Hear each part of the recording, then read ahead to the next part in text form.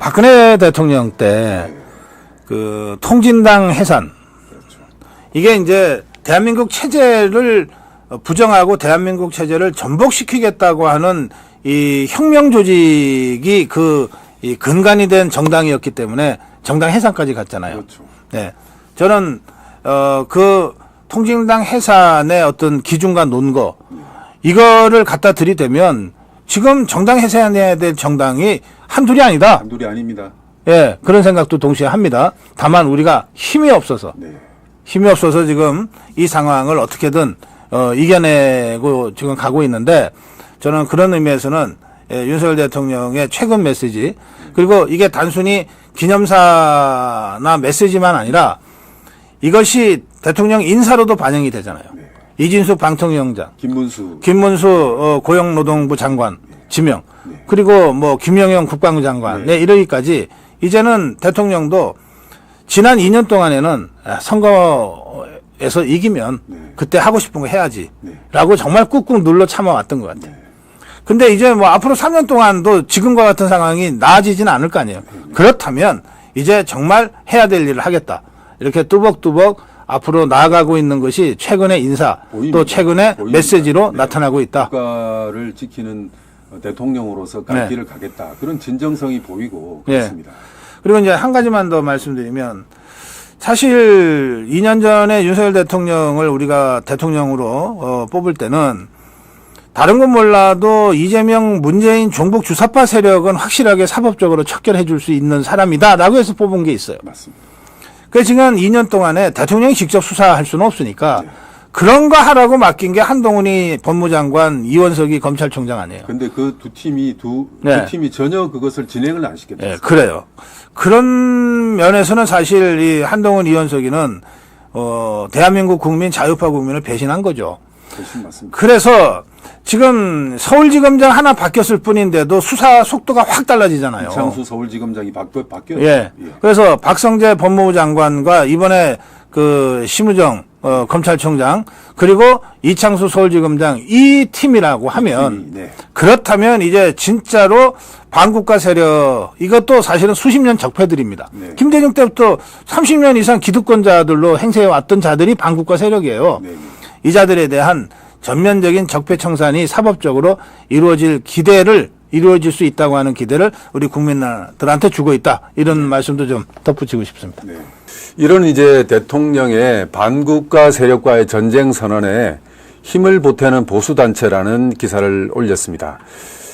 시청자 여러분, 대한민국의 언론 중에서 이렇게 윤 대통령의 저 발언에 대해서 보수단체의 마이크를 들이대서 보도하는 언론은 아시아투데이가 유일합니다. 아마 시청자 여러분께서 신문을 보고 계시니까 보셨을 겁니다. 조중동을 포함해서 모든 신문이 대통령의 발언에 대해서 때가 어느 때인데 철진한 이념전쟁을 하고 있느냐고 진중권 교수라든지 좌파 성향의 지식인들 그리고 야당의 코멘트 발언에 대해서 마이크를 들이대고 전부 대통령의 발언을 그런 것을 반대하는 그런 보도를 내보내고 있습니다. 그런데 정말 그런 언론을 보는 우리 시청자 여러분 답답하지 않습니까? 왜 우리에게는 마이크를 들이대지 않는가? 그래서 아시아투데이는 바로 이 보수단체들에게 마이크를 들이댔습니다. 한번 좀 기사를 한번 켜보십시오.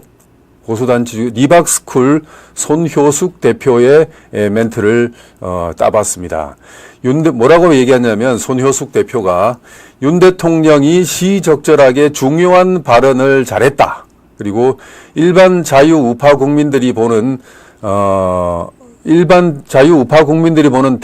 친대한민국 국민들의 마음을 표현한 것이라고 본다고 말했다. 손 대표는 이어서 우파 진영 그 기사 다음으로 넘겨보십시오. 우파 진영에서 단체 목소리가 나오지 않는 것 부분에 대해서 저희들이 지금이라도 그러니까 우파 시민단체들이 지금이라도 지지 성명을 내야겠다고 본다. 이와 관련해서 지지 성명을 내도록 하겠다. 리박스쿨이 윤 대통령의 발언에 대해서 이렇게 지지 성명을 내겠다고 합니다. 그리고 또 익명을 요구한 보수단체의 한 분은 전교조에서 간부 역할을 했던 사람들이 퇴임 후에 따로 만든 조직이 교사노조연맹인데 이 단체가 이승만 박정희 전 대통령을 악마화하는 작업을 하고 있다고 전했습니다. 그러면서 이런 조직이 반국가 세력이 아니면 대체 무엇이겠는가? 그렇습니다. 윤 대통령이 대통령실에서 이런 발언을 하면은 경축사 발언뿐만 아니라 그 다음날 반국가 세력이 암약을 하고 있다고 발언을 하고 나면 그 다음날 모든 언론이 말입니다. 그것에 반대하는 언론이 그 평가가 나옵니다. 지금이 어느 때인데 이런 철저한 이념 전쟁을 하고 있는가. 지금 혼자서 외로이 싸우고 있는 대통령에게 바로 이런 기사가 아시아투데이가 쓰고 있는 이런 기사가 도움이 되는 겁니다. 그리고 대다수 국민들도 이런 생각을 하고 있을 것이라고 봅니다. 이 언론이 문제거든요. 가장 지금 대한민국의 가장 큰 문제가 언론입니다. 한결의 경향이 그런 것은 이해하겠는데요. 요즘에는 조중동이 한결의 경향과 다를 바가 없습니다. 이렇게 언론에게 가스라이팅이 되고 있는 겁니다. 그리고 그 다음 부분을 제가 읽어드리겠습니다. 일본의 마음과 아까 김태효 차장의 발언 관련인데요. 일본의 마음과 반국가 세력 발언을 고리로 맹공을 이어가고 있는 야권의 태도도 문제된다. 문성묵 통일전략센터장이 뭐라고 그랬냐면요. 야권은 정부 여당이 바른 목소리를 내도 틈을 찾아서 공격을 할 것이라고 꼬집었다. 문 센터장은 일본은 우리가 밉든 곱든 경제 안보적으로 협력해야 될 대상이다. 앞으로 넘겨주십시오. 시청자 여러분, 지금 윤 대통령이 취임하면서 가장 잘한 그 정책이 외교 관계라고 평가를 내리고 있지 않습니까? 평가를 받고 있습니다. 그런데 그 중에서도 바로 이 한일 관계 개선입니다. 세계사적으로 보면 지금 세계는 인도태평양 동맹이라는 질서로 진행이 되고 있습니다.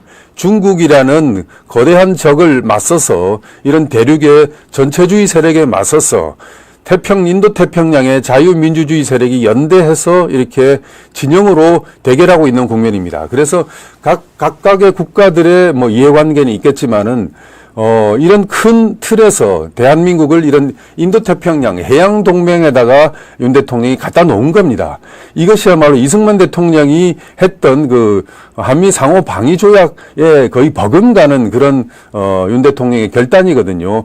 이런 것을 우리 국민들이 평가를 해줘야 됩니다. 이런 것을 평가해주지 않고 음습한 전체주의, 대륙의 전체주의 입장에서 대통령을 비난하고 비판하는 그런 목소리들만 지금 언론들이 쓰고 있는데, 아시아투데이는 바로 이런 정도의 목소리를 앞으로도 반영하겠습니다. 또 그 뒤에 기사가 이렇게 흘러갑니다. 자유대한호국단, 자유연대 등 대표적인 보수단체들은 윤 대통령의 강한 보수 결집 드라이브에 환영 의사를 밝히고 있다. 또 오상종 자유대한호국단 단장은 최근 이종찬 광복회장을 맹비난하고 있습니다. 지금 보십시오. 이것도 아침 신문을 보면 말입니다. 시청자 여러분, 모든 언론들이 한결의 경향뿐만 아닙니다. 조중동이 다 마찬가지입니다. 이종찬 광복회장을 옹호하고 그리고 윤 대통령을 비난하고 있습니다. 그런데 오상종 자유대한호국단 단장은 이종찬 광복회장을 비난하면서 광복회의 국가보훈부 산하 공법단체 자격을 박탈하겠다. 그리고 국고 지원도 중단하겠다. 이런 진정서를 제출했습니다. 시청자 여러분, 시원하지 않습니까?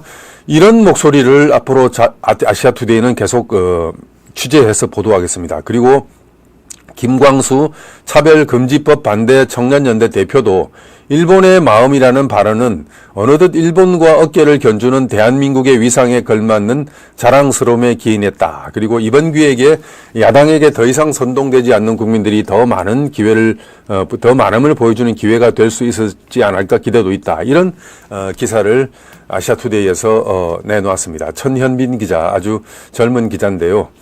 정부 외교부 통일부를 출입하고 있는데 아주 천현빈 기자 잘 썼습니다. 그리고 이제 또 어떤 기사를 소개를 하겠냐면은 그 밑에 아니나 다를까 야당이 또 거기에 목리를 부리고 있습니다. 그 기사 좀 띄워주십시오. 거야는 또 목리, 친일행위 공직 제한 카드를 꺼내들었습니다. 지금 말입니다. 김태효 발언에 대해서 고정 레파토리 아니겠습니까? 민주당이 저 얘기를 하고 있는데, 제가 오늘, 시청자 여러분, 진짜 친일파는 바로 호남과 민주당이라는 어떻게 보면 논란이 될 만한 말씀을 드리겠습니다. 그리고,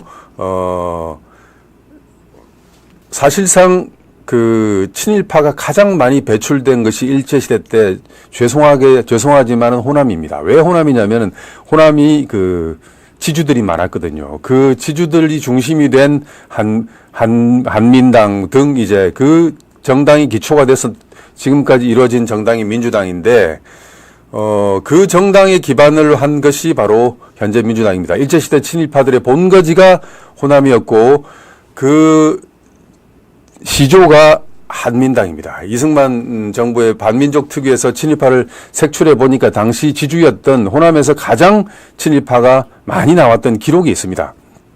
그런데 그리고 노무현 정부 당시에 당시 노무현 정부에서 반일 그 어떤 키워드를 들고 나왔습니다. 그런데 보니까 민주당 소속 국회의원들의 조상님들이 대부분 친일파였다는 것이 그때 드러난 바가 있습니다. 그런 상황에서 민주당이 또 철진한 이런 반일 레파토리를 들고 나오는 것이 지금의 현실입니다. 반일 죽창가를 떠들고 있습니다.